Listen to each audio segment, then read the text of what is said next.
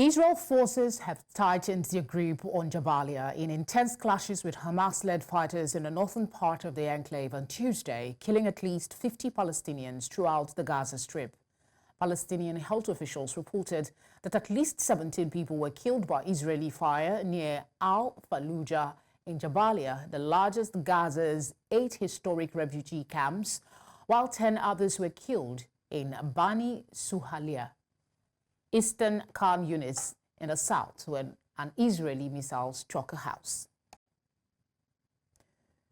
United Nations agencies have called for an urgent increase in funding to address the unfolding humanitarian crisis in Lebanon as the Israeli military continues its offensive against Hezbollah.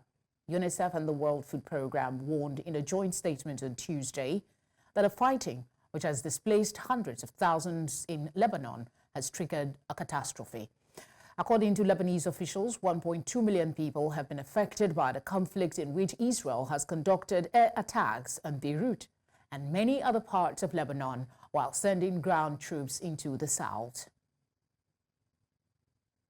And while Hezbollah's deputy chief, Naim Qassem, says Iran-backed group will not be defeated in the war against Israel. In a televised broadcast on Tuesday, he told Israel that the only solution to the current war is a ceasefire, adding that since all of Lebanon has been targeted, putting Hezbollah on the defensive, it has the right to target anywhere in Israel.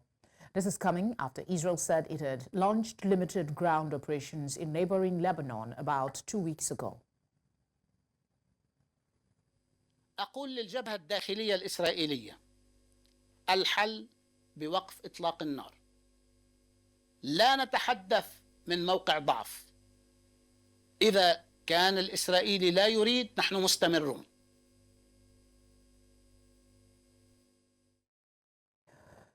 Lebanese Prime Minister Najib Mikati said on Tuesday that security has been tightened at the country's only airport in Beirut to eliminate any pretext for an Israeli attack.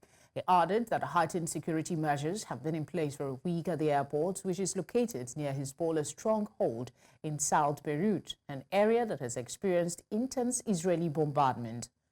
At the end of September, Israel's military warned it would not allow Iran to transfer weapons to its ally Hezbollah via Beirut airport and stated that its warplanes were prepared to intervene if such transfers were detected. يكون في عندي ضمانة أو يكون في تحييد ما في شيء عندنا بين إيدينا، ولكن نحن كحكومة عم نقوم بكل ما أوتينا من قوة من شان نشيل الذرائع من يد الإسرائيلي. تفتيش لكل ما يحدث في المطار من أول شيء من اسم كل ركب بيدخل لكل بضاعة بتفوت، إن كانت بضاعة بالشحن أو كانت بضاعة مع كل شخص، إن كانت الطائرات والهبوط لها عم بيصير تدقيق قوي كتير لحتى ما نترك ولا ذريعة لدى. Qatar's ruler, Emir Sheikh Tamim bin Hamad Al Thani, has accused Israel of having pre-existing plans to escalate the violence in Lebanon and West Bank. He said this while addressing the Shura Council, in Qatar.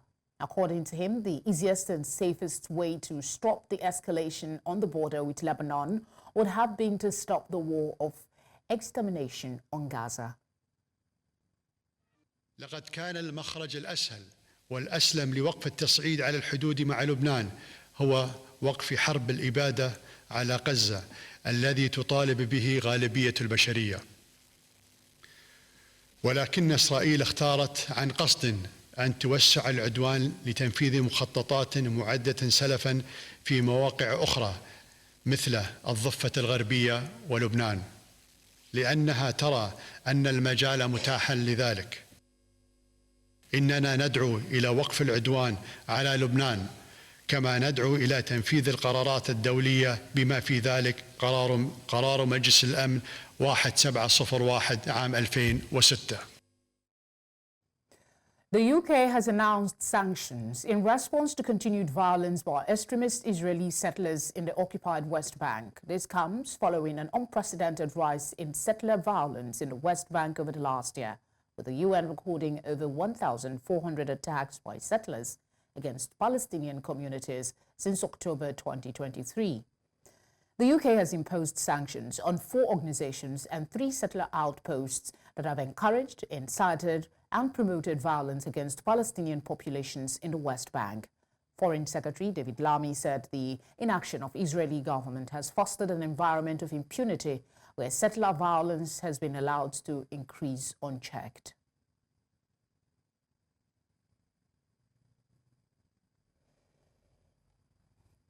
Joining me now for more update on the Middle East conflict is our senior international correspondent, Adeshawa Josh. Hello, Adeshawa. AIDS groups are speaking out about some of the toughest attacks and restrictions yet in Gaza since the conflict in Lebanon. What more can you tell us about that? Indeed, Israel has been ramping up its bombardment of Gaza since the conflict spread to Lebanon. Just because before I came on air, the IDF announced that it had raided an envoy clinic. That's a UN refugee agency protecting and attending to Palestinians. That the IDF believes that that clinic is a store of weapons for terrorists. 55 Palestinians have been killed in total today, at least at the count before I came on air, according to Gaza's health ministry. And alongside that mayhem is the restriction of aid. The restriction of aid that didn't start today. In fact, the restriction of aid has been one of Israel's main strategy since the beginning of this war. It is a gross violation of international conflict and of human rights.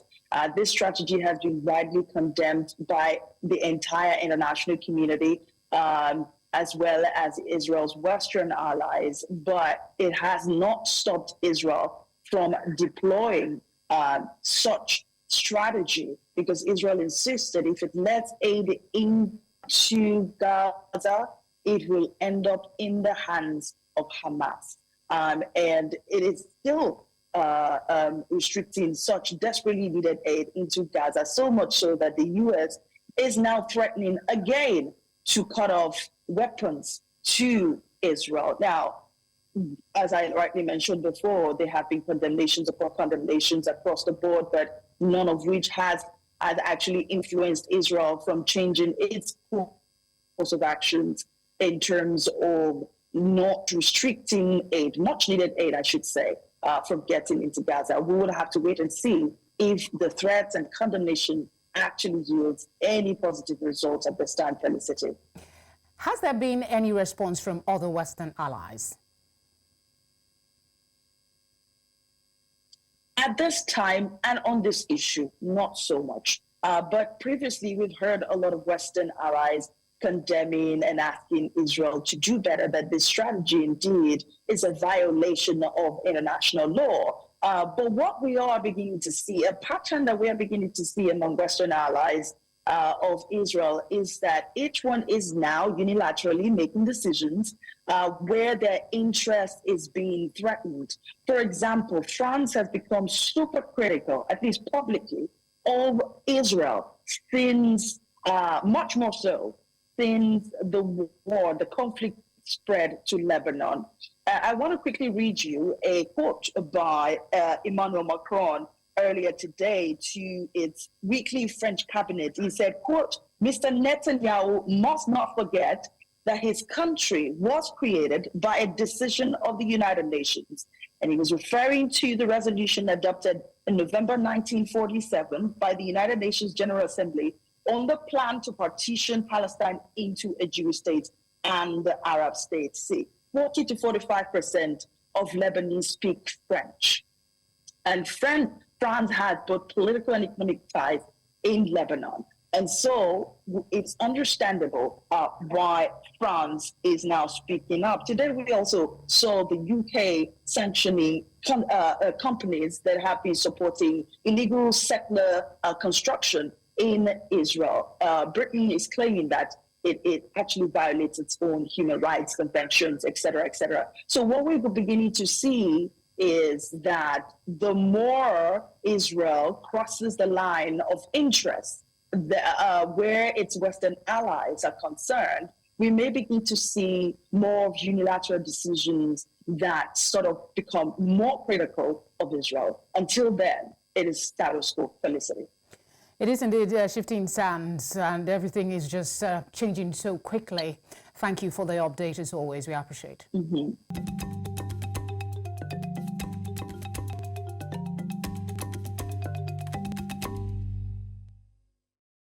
In North America, United States Vice President and Democratic presidential candidate Kamala Harris has warned American voters against a second term for Trump, citing his threats to use the U.S. military against the enemy within, including left-wingers. Speaking during a campaign event in Pennsylvania, a state crucial to securing the presidency, Harris added that a second Trump term would pose a significant risk to America.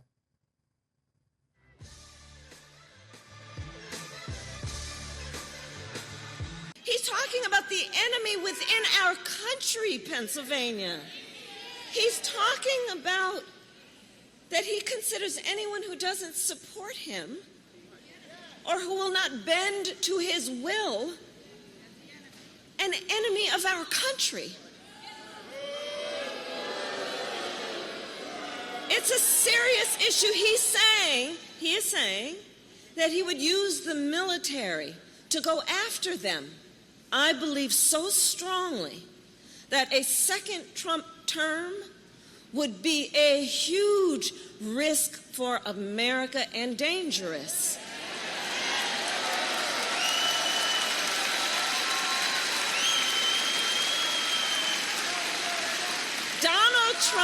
Donald Trump is increasingly unstable and unhinged.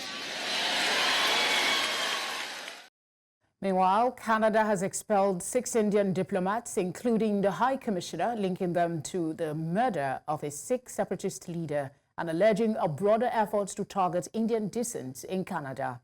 Earlier, India retaliated by ordering the expulsion of 6 high-ranking Canadian diplomats, including the acting High Commissioner, and stated that it had withdrawn its envoy, contradicting Canada's statement of expulsion. Relations between the two Commonwealth nations have significantly deteriorated as a result of the diplomatic disputes. Ties have been strained since Canadian Prime Minister Justin Trudeau claimed last year to have proof that Indian spies were involved in the assassination of the leader Hardeep Singh Nijjar on Canadian soil. It is obvious that the government of India made a fundamental error in thinking that they could engage in supporting criminal activity against Canadians here on Canadian soil, whether it be murders or extortion or other violent acts. It is absolutely unacceptable. This weekend, Canadian officials took an extraordinary step. They met with Indian officials to share RCMP evidence which concluded 6 agents of the Government of India are persons of interest in criminal activities. And despite repeated requests to the Government of India, it has decided not to cooperate. In Europe, France's Interior Minister Bruno Retailleau says the fight against terrorism must now include a war on narco-terrorism due to the rise in drug trafficking and the associated violence in the southeast of France. This follows the charging and imprisonment of 2 men aged 19 and 24 on Sunday for setting fire to 4 police vehicles, an act described as an attack in retaliation for an anti-drug operation in the town. Retailleau has spoken, and was speaking rather, during a session of questions to government at the National Assembly on Tuesday. Sera saisi et je vous l'annonce ici en plein accord avec le Premier ministre. Je suis en train d'étudier la possible présence de l'État au conseil d'administration ainsi que la participation au capital parce que la stratégie industrielle et de souveraineté que nous avons construite ces dernières années ne se négocie pas. Comptez sur notre vigilance. C'est la France, encore une fois, qui accueillera le 24 octobre prochain la première conférence internationale de soutien au Liban qui sera à la fois l'occasion de mobiliser tous nos partenaires sur le soutien humanitaire que nous devons au Liban, à la fois de soutenir les forces armées libanaises, de soutenir la FINUL et d'échanger avec nos partenaires sur l'avenir institutionnel de ce pays cher à la France. In Asia, China's Foreign Ministry spokeswoman Mao Ning has called for all parties on the Korean Peninsula to avoid a further escalation after North Korea blew up sections of roads connecting it to the south, and Seoul conducted a counter-fire operation in response. According to her, the tensions on the peninsula do not serve the common interest of all parties, and the priority should be to avoid further escalation of conflict. Last week, Pyongyang's military vowed to permanently seal its southern border after its leader, Kim Jong-un, declared the South his country's principal enemy. 我们注意到有关情况。作为半岛近邻，中方关注半岛局势发展和朝韩关系动向。半岛局势紧张，不符合各方的共同利益。当务之急是避免矛盾进一步激化。 中方致力于维护半岛和平稳定、推动半岛问题政治解决的立场没有变化，我们也希望各方共同为此做出努力。 Taiwan's foreign ministry has accused Beijing of seriously undermining regional peace and stability following a day of large-scale drills conducted around the self-ruled island. Speaking during a press interview in Taipei, Foreign Ministry spokesperson Jeff Liu said the Ministry of Foreign Affairs calls on China to refrain from creating unnecessary trouble and acting as a destabilizing force in the region. 台湾周边展开军事演习，再次挑战以规则为基础的国际秩序，严重破坏区域和平稳定。外交部予以强烈谴责。而中国无视赖总统国庆演说中释出的善意，却执意以军事演习恐吓国人，企图威胁台湾民主。外交部呼吁中国勿假借理由无端滋事。 成为破坏和平稳定的麻烦，维持台海及区域、印太区域的自由、开放与和平，已是国际共识。外交部对于理念相近国家在中国发动军演后，即表达严正关切，重申反对任何片面改变台海现状的行为，呼吁中国自治等发言，表示高度的肯定以及诚挚的感谢。 And in sports, legendary Manchester United manager Sir Alex Ferguson will leave his role as Manchester United ambassador at the end of the season. Ferguson, who has acted as a global ambassador and club director since 2013, has been a regular at games and retains his seat in a director's box. Club sources say Ferguson, United's most successful manager with 13 Premier League titles, 2 Champions Leagues, 5 FA Cups and 4 League Cups, will still be welcome at Old Trafford. It was further revealed that the decision was taken amicably following a direct conversation between the Scot and co-owner Sir Jim Ratcliffe last week. And to wrap things up, the head of the Russian Olympic Committee has announced his resignation on Tuesday in a surprise move that comes as his country faces isolation from international sport over the conflict in Ukraine. The 5-time Olympic medalist stepped down after 6 years at the helm of the organization. The former president of the European Fencing Confederation said in his resignation letter that there were timely reasons why Russian sport needed a new leader without going into further detail. Russia has been a top medal contender at the Summer and Winter Olympics for decades, but was barred from competing as a team at the recent Paris Games due to the war in Ukraine. And that is all on Beyond the Continent at this hour. You can catch up on all the latest news by watching News Central Live on DSTV channel 422. We're on Star Times channel 274, Avo TV and on YouTube. As always, thank you for your kind company. I'll see you at 10.